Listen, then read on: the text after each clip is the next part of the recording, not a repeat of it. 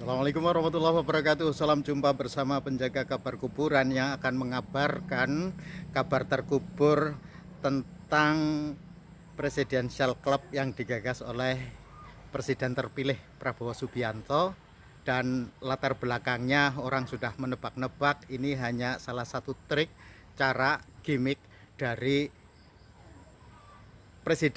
wakil presiden terpilih agar bisa berkomunikasi dengan presiden kelima Ibu Megawati Soekarno Putri, karena selama ini setelah kasus MK, putusan MK yang memberi keleluasaan kepada Gibran menjadi wakil presiden dengan menabrak konstitusi, itu membawa dampak ikutan yang luar biasa, menjadikan negeri ini tertimpa bencana konstitusi, dan orang lalu mengembangkan isu-isu politik bahwa anak haram konstitusi itu akan menjadi wakil presiden, dan ini tentu tidak sehat dan harus ada upaya-upaya yang sangat radikal agar kepemimpinan nasional di masa yang akan datang itu tidak serta-merta memberikan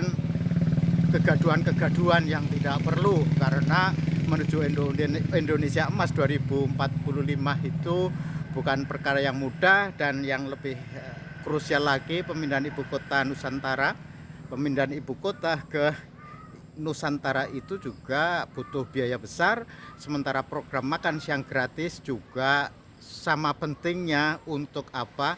Untuk mengkooptasi kekuasaan. Dan cara yang paling efektif adalah bagaimana agar Presidential Club itu memberikan legitimasi semua pemimpin negara itu bersatu pandangan dalam satu musyawarah mufakat dalam konteks kerakyatan yang dipimpin oleh hikmah kebijaksanaan, titik. Hanya sampai diksi inilah sebenarnya Presidential Club itu digagas untuk mewujudkan itu.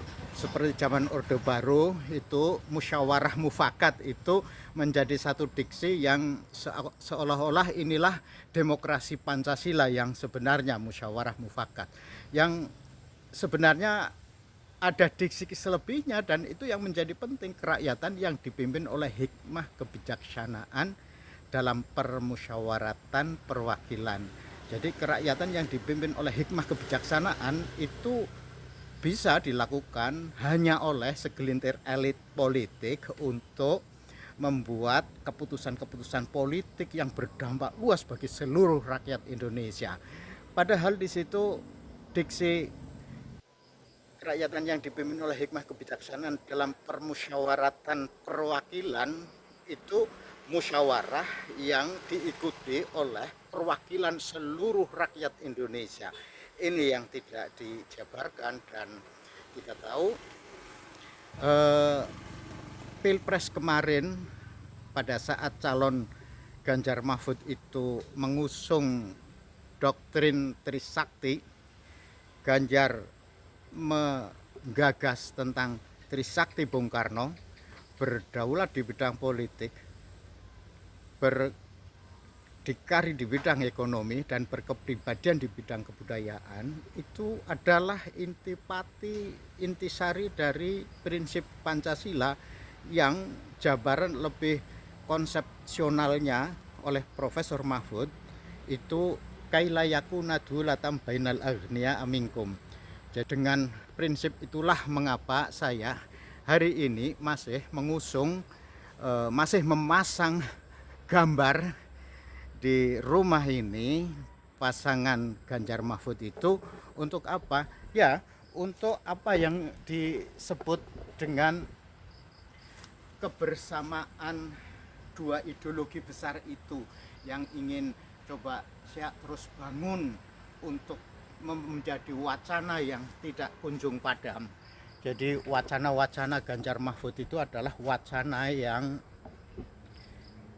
penggabungan dua ideologi besar itu yang akan diwujudkan melalui cara musyawarah mufakat dalam semangat kerakyatan yang dipimpin oleh hikmah kebijaksanaan dalam permusyawaratan perwakilan. Nah, intinya kalau kita ingin tetap mendasari pada Pancasila yang sila keempat, kerakyatan yang dipimpin kebijaksanaan dalam permusyawaratan perwakilan, musyawarahnya itu harus perwakilan, maka presidential club itu bukan gambaran untuk itu. Karena saya sudah melihat di balik ide itu sebenarnya agenda terdekat dari politik nasional kita adalah pilkada serentak dari seluruh Indonesia, yang mayoritas daerah-daerah, provinsi, kabupaten, kota itu akan memilih pemimpin yang baru.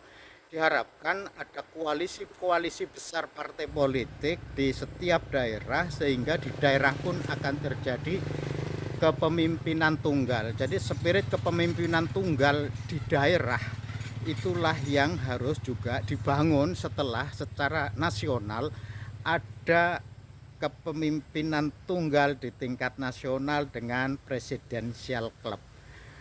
Alasan dasar-dasar pemikiran, landasan-landasan filosofis boleh mereka bangun, tetapi yang justru dari penjaga kabar kuburan menangkap kabar-kabar yang terkubur dari prinsip presidential club itu adalah bagaimana menciptakan kepemimpinan tunggal di tingkat nasional. Seperti zaman Orde Baru itu, kepemimpinan nasional itu berada di satu tangan Soeharto. Hari ini ingin agar kepemimpinan tunggal itu nanti berada di satu tangan presiden, yang itu koalisi kolaborasi antar kekuatan Presiden Jokowi, Presiden ke-7 dan Presiden ke-8 Prabowo Subianto itu menjadi satu kepemimpinan tunggal yang akan merupakan power besar bagi sebuah kekuasaan. Dan ini tentu saja akan bertentangan dengan Pancasila, sila keempat, kerakyatan yang dipimpin oleh hikmah kebijaksanaan dalam permusyawaratan perwakilan. Wakil-wakil rakyat yang dipilih langsung oleh rakyat itu hendaklah ikut juga bermusyawarah secara sehat, musyawarah yang didasari oleh sebuah hikmah. Hikmah itu adalah kearifan, kebijakan, dan akan menelurkan keputusan-keputusan yang bijaksana. Karena itulah